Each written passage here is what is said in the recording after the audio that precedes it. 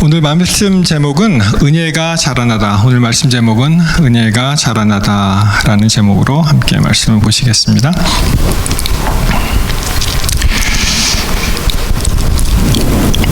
사사기 16장 22절. 그의 머리털이 밀린 후에 다시 자라기 시작하니라. 여러분, 우리 그 동양 사상도요, 굉장히 부모님께 모든 몸을 받았기 때문에 우리 신체 발부 수지 부모, 그 얘기 아시죠? 신체 발부 수지 부모 불감회상 효지시하라. 효경에 나오는 말씀인데요.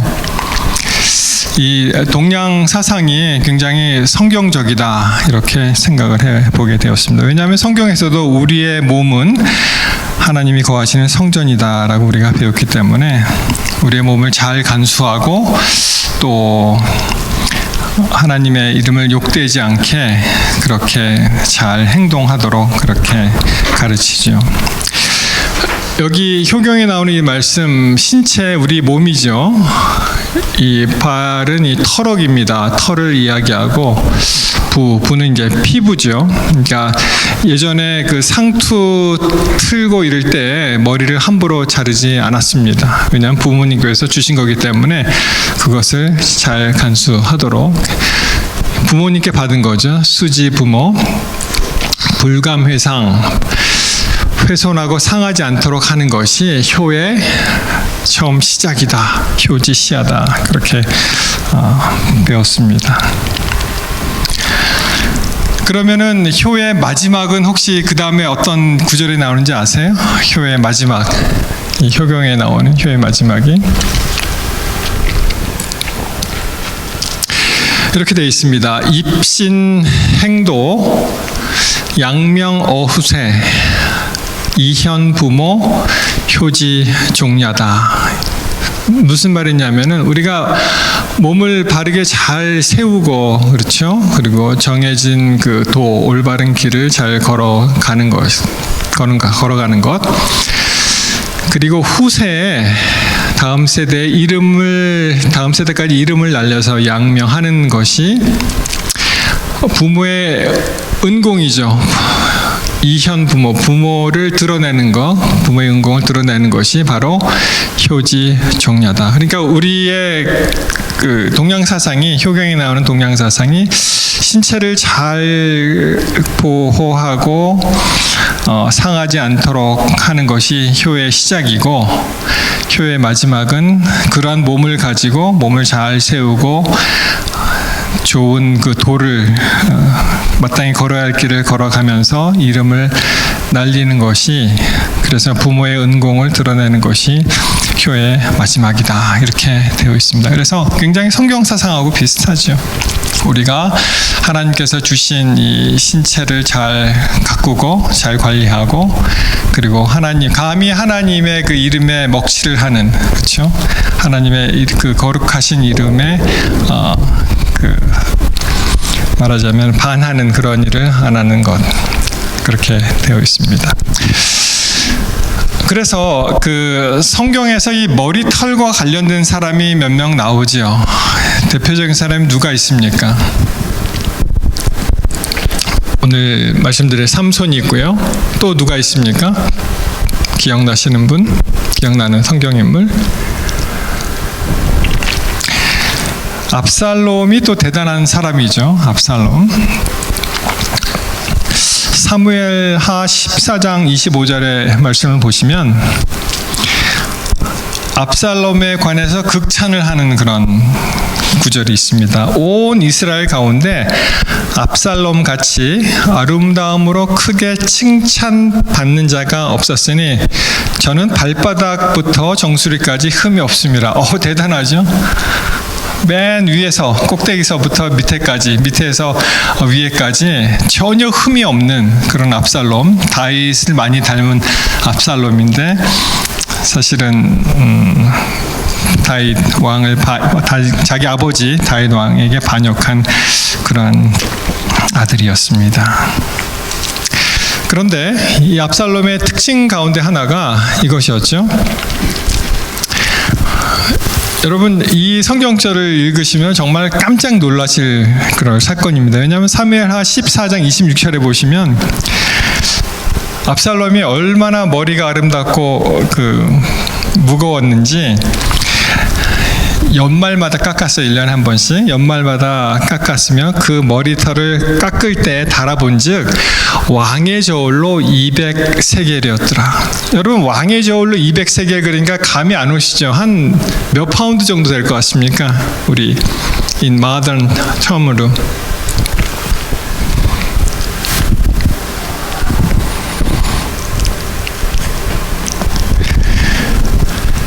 네. 5파운드예요, 5파운드. 그 현대어 성경 이렇게 이제 그 현대어로 번역한 성경을 보시면은요, 왕의 저울은 그냥 저울보다 한 5분의 1을 값을 더 쳐준다고 하는데, 여러분 사실 미국에서 5파운드 빼려면 얼마나 힘듭니까? 그렇죠? 우리 살빼기 작전에 돌입해 보신 분들 다 경험하시잖아요. 이게 막 요요가 일어나고 빠졌다. 그래서 매일 몸무게 재지 마세요. 왜냐하면은 하루 아침에 일희일비합니다. 그거 보고 빠졌다. 근데 돌은 늘었다. 그런데 이 말씀을 보니까 압살롬은 그냥 머리 한 번 깎으면 5파운드가 빠져요, 그냥. 그래 얼마나 다이어트가 잘 됩니까, 그렇죠? 여러분, 예전에 우리 이렇게 여인들 사극 같은 거 보시면 여인들 이렇게 머리 하는 거 있죠? 그걸 뭐라 그러죠? 가채라고 하죠. 가채 하는데, 이 사진은 모르겠어요. 무슨 탤런트겠죠. 이렇게 그러니까 예전에 그 미의 기준이 머리카락이 좀 많아야지 이게 좋았나 봐요. 그래서 이렇게 풍성하게 가채를 올렸고요. 여러분, 이 사진 혹시 누군지 아세요? 예. 여태까지 명성황후의 얼굴이 알려진 바가 없습니다. 우리 국사책에서 옛날에 보신 거는 이렇게 가채 중에 막 이렇게 된 거 기억나세요? 그게 궁녀라는 말이 있고요. 명성황후가 아니고. 이분이 명성황후 민비라는 그런 주장이 있고요. 대원군의 첩이었던 초선이다 이런 말도 있는데, 민비라고 주장하는 사람들은 여기 대원군이 있고 여기 고종, 순종 황제가 있는데, 이 밑에 보면은 카펫 이 자리가요 똑같은 날에 찍은 거예요. 그러니까 저 정도 여인이 똑같은 위치에서 찍을 사람은 민비밖에 없다 해서 이제 민비라고 생각하는 사람이 있고, 다른 복식을 연구하는 사람은 이 왕비가 이런 식으로 막 이 속치마가 비치는 그런 치마는 입지 않는다, 그래서 아닐 것이다, 그런 여러 가지 설이 있는데, 하여튼 국사학자 중에도 여러 가지 이제 주장이 있습니다. 근데 이 현대 사극에 보이는 이 머리 모양하고 여기하고 조금 다르죠. 보시면은 옛날 조선 시대에서 이 좀 굵게 이렇게 깐 것이 있습니다. 그래서 아무튼 이 머리카락이 굉장히 이제 중요하다, 그렇게 되어 있습니다. 여러분, 우리의 머리털, 이 머리털은 한 몇 개 정도 될까요? 대충 안 씌워보셔서 모르시죠? 제가 찾아보니까 한 10만 개가 된다 그래요. 8만 개에서 10만 개 정도가 되고, 하루에 20개에서 30개 정도 빠지면 정상인데, 하루에 70개에서 한 100개 정도 빠지면 조금 위험하다, 그런 말이 있습니다. 머리털이 솜털처럼 가늘어지고 길게 자라지 않으면 이제 이 머리가 빠지는 대머리의 징후가 있다, 그런 말이 있습니다. 여러분, 여인들은 대머리가 없습니까? 제가 잘못 알고 있나요? 있어요? 예. 이게 남성 호르몬하고 좀 관련이 있대요, 많이. 그래서 또 하나 질문이, 왜 이 머리는 이렇게 깎으면은 반질반질하냐는 거예요. 왜 그럴까요? 같은 피부잖아요. 근데 살에 있는 거와 달리 왜 이렇게 반질반질하냐? 맞습니다. Why are bald heads so shiny when skin elsewhere on your body isn't? 다른 데는 그렇게 반짝거리지 않는데 왜 이 머리 숱이 없는 이 대머리 분들은 반질반질하냐? 이게 이제 피지선에서 sebaceous glands라는 피지선에서 이게 나와서 이제 그렇게 되어 있다고 하죠. 아무튼 이 민수기 이제 6장에 보시면 여기 이제 나시린에 대해서 나옵니다.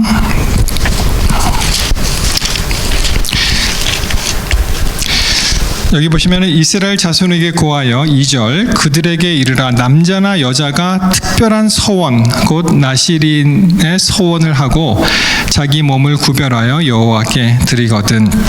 이렇게 나옵니다. 그래서 쭉 읽어보시면은 특징이 3가지가 나오는데 첫째는 포도나무의 소산을 먹지 않습니다. 나시린들이요. 하나님께 특별히 드렸다는 그런 표로 3절에 포도주와 독주를 멀리하며 포도주의 초나 독주의 초를 마시지 말며 포도즙도 마시지 말며 생포도나 건포도도 먹지 말라. 포도나무 소사는 씨나 껍질이라도 먹지 말라. 그렇게 되어 있죠. 그리고 이제 2번째 특징이 삭도를 대지 않는 것입니다. 머리를 깎지 않는 것이죠. 5절에 보시면은 그 서원을 하고 구별하는 모든 날 동안은 삭도를 도무지 그 머리에 대지 말 것이라 자기 몸을 구별하여 여호와께 드리는 날이 차기까지 그 거룩한 즉 그 머리털을 길게 자라게 할 것이며. 그래서 이제 나시린이 평생 나시린이 있고요. 어떤 서원을 정한 기간에 나시린 서약을 하는 경우가 있습니다. 우리 그 사도 바울의 그 사도행전인가요? 거기에 이제 말씀 보시면 갱그리아에서 이제 머리를 깎았다라는 그런 표현이 나오죠. 어떤 서약이 끝날 때에 그 표현이 그렇게 나오는 것을 알 수가 있습니다. 그 다음에 또 하나의 특징은 죽은 시체, 사람이 죽은 몸을 시체라고 합니다. 그렇지만 동물이 죽은 몸은 시체라고 하지 않고요. 사체라고 합니다. 그래서 시체와 사체가 다른데 일본에서는 그거를 같이 써요. 그래서 그 영향을 받아서 사람 몸을 사체로 표현하는 그런 표현이 있는데 굉장히 그거 읽을 때마다 조금 마음에 안 드는 표현이지만 나시린은 7절에 보시면 그 부모, 형제, 자매가 죽은 때라도 그로 인하여 몸을 더럽히지 말 것이니 이는 자기 몸을 구별하여 하나님께 드리는 표가 그 머리에 있습니다. 그래서 굉장히 이 시체를 만질 수가 없도록 그렇게 몸을 구별한 것이 바로 나시린이었습니다. 그런데 이 나시린이 바로 삼손이었죠. 맞습니까? 삼손 이야기는 사사기 13장부터 16장에 걸쳐서 4장에 걸쳐서 나오는데요. 사사기 13장 1절에 보시면 자, 이 이스라엘 사람들이 또 악을 행하게 되었고 이게 사이클로 오지 않습니까? 사사기를 보시면.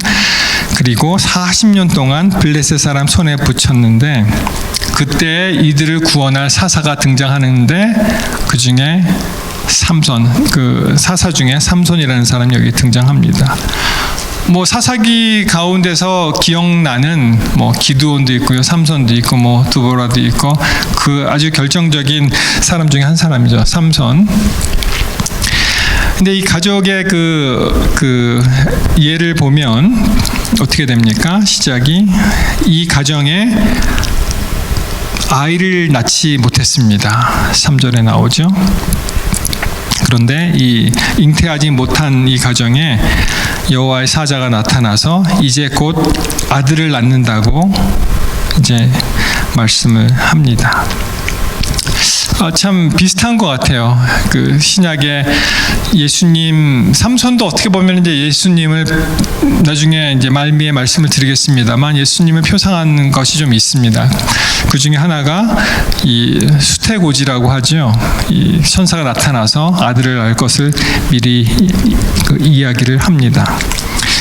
그래서 이 5절에 보시면은 내가 잉태하여 아들을 낳으리니 그 몸에 삭도를 대지 말라. 이 아이는 태에서 나옴으로부터 하나님께 바치운 나실인이 됨이라. 이렇게 되어 있습니다. 그래서 이 나실인이라는 말은 나지르라는 그런 말인데 헌신하다, 여기서 이제 나와서 영어로 나즈라이트 그렇게 이야기를 합니다. 그런데 이 삼손이 뭐로 유명합니까? 이 괴력의 사나이죠. 괴력의 사나이입니다. 삼손 하면은 떠오르는 게 이제 괴력의 사나이입니다.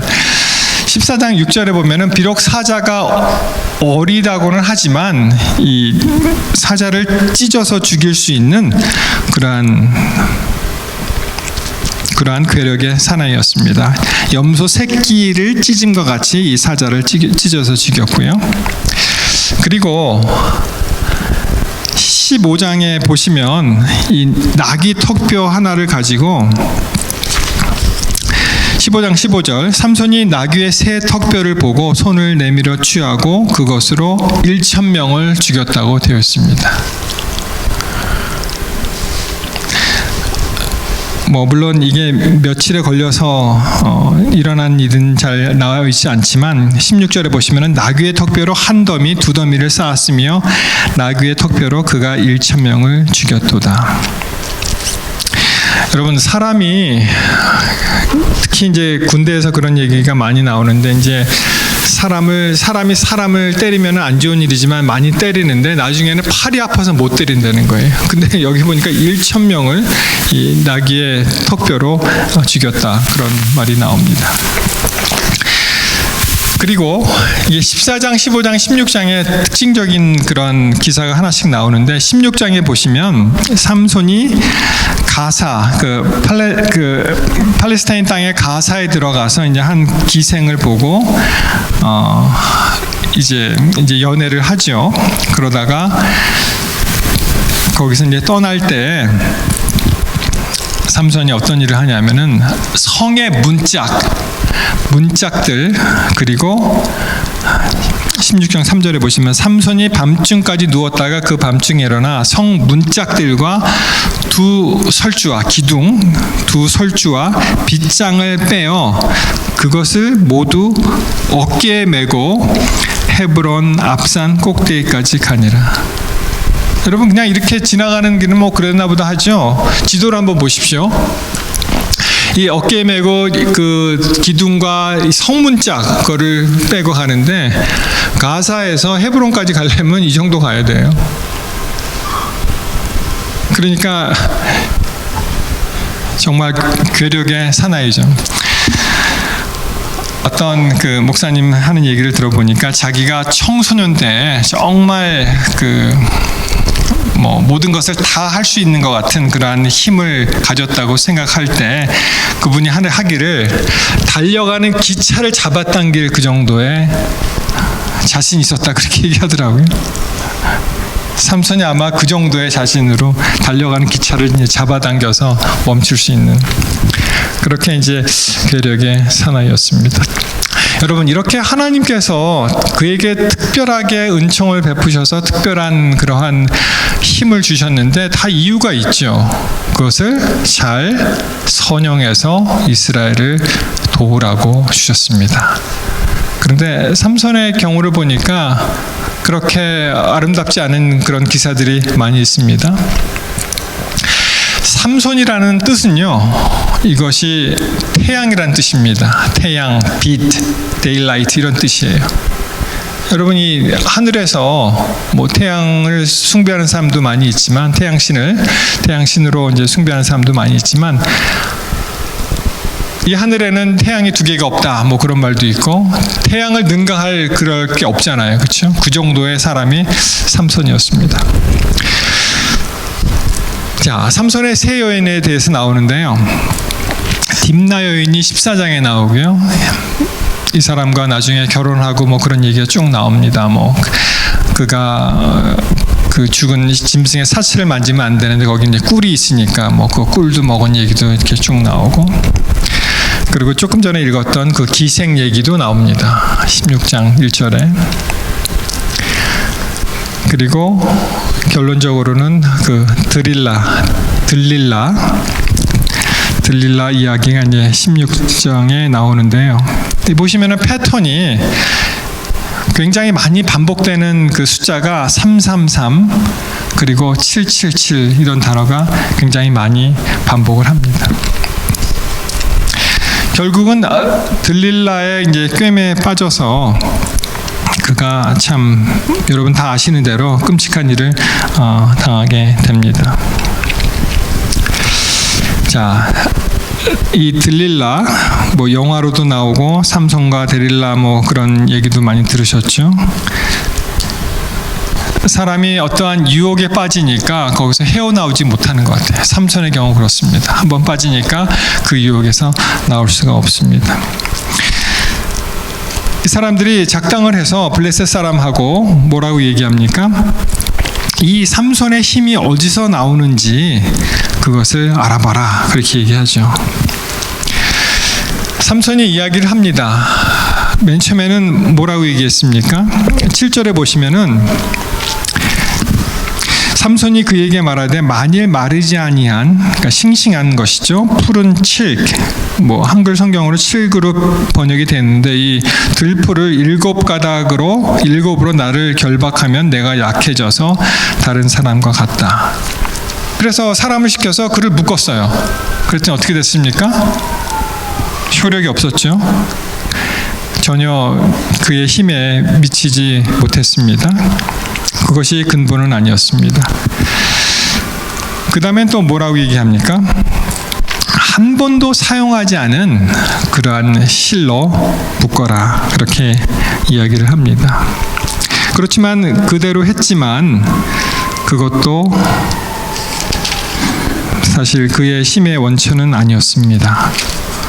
근데 이 성경을 자세히 보시면 이 들릴라가 계속 얘기해서 뭐 나를 희롱했다, 어쩜 그럴 수 있느냐, 나한테 거짓말했다 이렇게 막 앙탈을 부리는 그런 얘기가 나오죠. 근데 삼손이 그거를 갖다가 인지하지 못하는 거예요. 왜냐하면은 그렇게 자기가 이야기한 다음에는 반드시 블레셋 사람이 와서 자기를 잡으려고 했는데 그것이 패턴이 반복이 됩니다. 여러분 보십시오. 점점 더 가까워지는 삼손의 비밀이 나오죠. 맨 처음엔 푸른 칡이라 그랬죠. 한 번에 사용하는 실이라 그랬죠. 그 다음에 자기가 이야기해서는 안 되는 머리카락 이야기를 합니다. 뭐 그대로 하지는 않지만 이 머리카락을 어떻게 하라 그래요?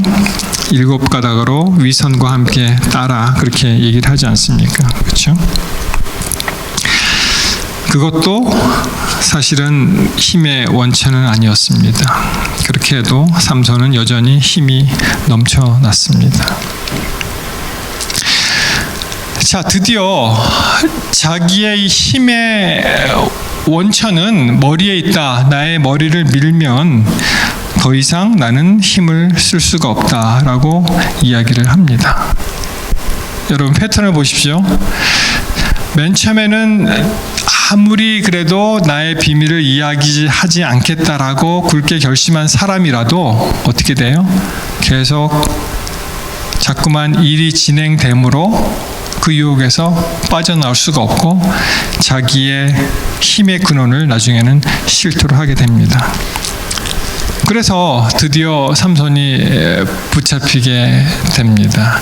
여러분 유혹이라는 것은 어떠한 것이라도 그 형태라도 버려야 되는데 나는 괜찮아 하고 그 유혹거리를 스스로 만들면 안 되는 것이죠.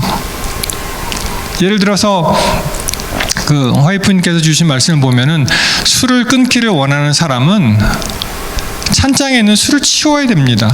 뭐 당연한 말씀이죠. 난 저거 있어도 안 먹어가 아니고 근원 자체를 제거해야 되는 것입니다. 근데 우리는 우리를 너무 믿기 때문에 괜찮다고 생각하고 그 유혹에 빠집니다. 여러분 이 개미의 천적 중에 하나가 있는데 이게 뭔지 아세요? 개미, ant. 이게 이제 모래로 되어 있는 거고 요게 이제 개미입니다. 개미의 천적이 안 보이는데 요게 있어요. 그래서 이것을 개미 지옥이라고 하고요. 개미의 천적을 뭐라 그래요? 개미 귀신, 그렇죠? 개미 귀신. 한번 개미가 이렇게 이 웅덩이에 빠지면은 아무리 올라가도 못 옵니다. 모래에서 미끄러지고, 이 개미 귀신은 이 개미를 떨어내기 위해서 모래를 뿌려요. 아까 모래 뿌려지는 거 보셨죠? 그래서 결국에는 헤어나오지 못하고 잡히면은 이 집게로 개미를 잡고 빨아먹습니다. 책을 빨아먹고 나중에 책이 다 빠지면 확 또 버려요. 그게 이제 개미 귀신입니다. 그래서 이 장면을 보면서 이것이 바로 사람이 유혹에 들어가면은 절대로 굉장히 힘들게 그렇게 당할 수밖에 없구나라는 것을 느꼈습니다. 근데 개미 귀신이라는 것을 찾아보니까 여러분, 이 실 잠자리 같이 생긴 거, 그게 개미 귀신이더라고요. 나중에 성충이.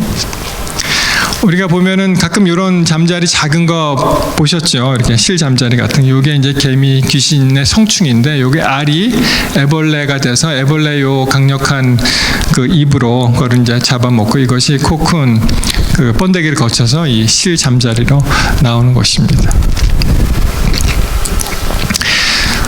와이프님께서 주신 말씀을 보면은요, 아주 흥미로운 말씀이 있습니다. 이 letters and manuscripts, 그러니까 원고죠. 원고와 편지, 서신에 관한 말씀인데, 여기 보시면은 A man cannot be a happy Christian unless he is a watchful Christian.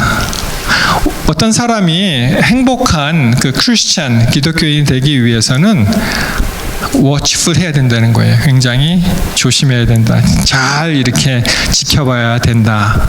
그래서 이기는 자는 반드시 watch, 주의 깊게 봐야 된다는 것이에요. 왜냐하면 이 세상이 굉장히 어지럽고 실수가 많고 여러 가지 복잡하고 미신에 사로잡혀 있는데, 사단은요, Christ followers, 그리스도를 따르는 그러한 사람들을 그리스도로부터 빼앗기 위해서 굉장히 열심히 일을 해서 그 사람들 마음속에 사단의 그 계략, 사단의 그 마음을 집어넣는다, 그렇게 되어 있습니다. 그래서 이 두 번째가 굉장히 또 핵심적인 그 말씀인데요. It is not enough that we avoid glaring, dangerous and perilous, inconsistent moves.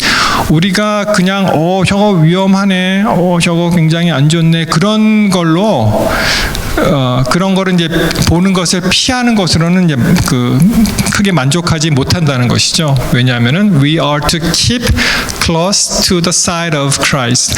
예수 그리스도의 곁에 우리가 굉장히 가깝게 우리가 동행을 해야지, 그냥 저거 안 돼, 저거 나쁜 거야, 유혹에 빠지면 안 좋은 거야, 그 정도 갖고는 안 되고, 그것을 이기는 방법은 예수님과 굉장히 긴밀하게 교제하고 동행해야 된다는 것입니다.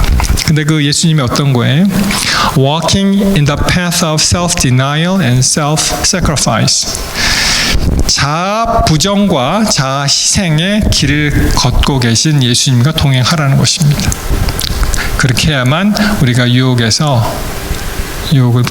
물리칠 수 있다, 그렇게 되어 있습니다.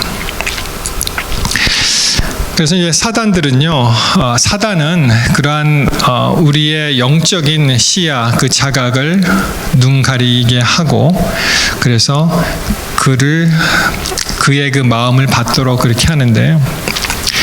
이것이 바로 사단의 참 교묘한 그런 술책, 그것을 우리가 잘 깨닫고, 그 다음에 특별히 그리스도의 그 grace, 은혜를 우리는 가져야 되고요. 성령님을 우리가 소유해야 된다, 그런 말씀이 있습니다. 요약을 하면은 우리가 유혹에 빠지지 않기 위해서는 그냥 저건 안 돼, 나쁜 거야 하면 안 좋지, 그 정도 갖고는 안 되고, 예수님과 아주 적극적으로 동행하는 사람만이, 예수님께서 가신 그 길을 따라가는 사람만이 우리가 안전하다는 것입니다. 여러분, 삼손이 때늦은 후의 결과가 나오죠. 굉장히 끔찍합니다. 두 눈이 뽑혔어요. 예전에 1980년대 소련에서 아프가니스탄을 침공했을 때 아프가니스탄 전사의 눈을 뺐어요.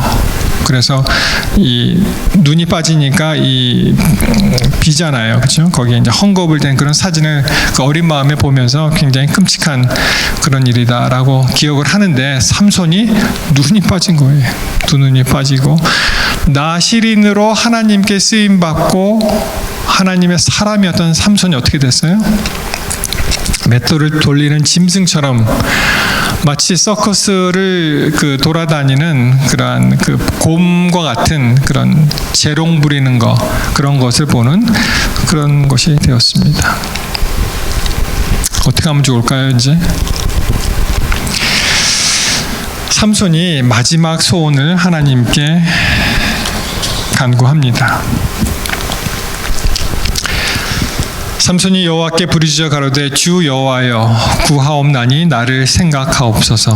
하나님이여 구하옵나니 이번만 나로 강행하게 하사 블레셋 사람이 나의 두 눈을 뺀 원수를 단번에 갚게 하옵소서. 여러분 한번 생각해 보십시오. 얼마나 기가 막힌 그런 장면입니까? 이제 눈도 빠지고 힘도 빠지고 동물과 같은 그러한 조롱을 받는 삼손이 하나님께 간절히 기도하면서 하나님 마지막 한 번 저에게 기회를 주십시오. 그렇게 얘기합니다. 그 전에 21절에 이런 말씀이 있죠. 자, 블레셋 사람이 그를 잡아 그 눈을 빼고 가사에 내려가 노줄을 매고 그를 옥중에서 맷돌을 돌리게 하였더라. 22절. 그의 머리털이 밀리운 후에 다시 자라기 시작했다고 말씀하십니다.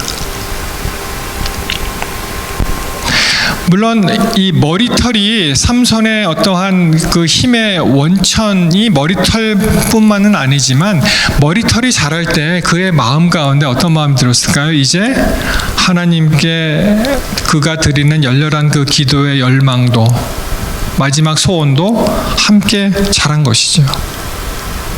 그래서 마지막에 저에게 한 번의 기회를 주시면은 내가 단번에 이 모든 사람들을 없애기로 그렇게 결심을 하고, 그리고 아시는 대로 그 소년을 찾아서 그 집을 버틴 기둥을 찾아서 그것을 의지하게 했죠. 26절에 나옵니다.